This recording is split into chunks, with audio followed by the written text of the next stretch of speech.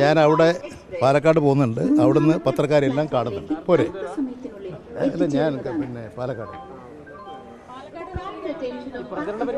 അവിടെ പത്രക്കാരെ കാണുന്നുണ്ട് രാവിലെ. അതിലെന്താ സംശയം? ജയിക്കും, നല്ല ഭൂരിപക്ഷത്തോടു കൂടി ജയിക്കും. ആരെന്ത് ശ്രമിച്ചാലും CPM-നെ തോൽപ്പിക്കാൻ കഴിയില്ല.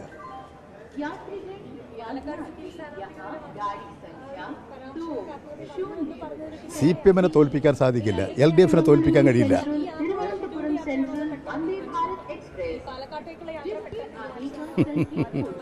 അതൊന്നും പ്രസക്തമായ ചോദ്യമല്ല.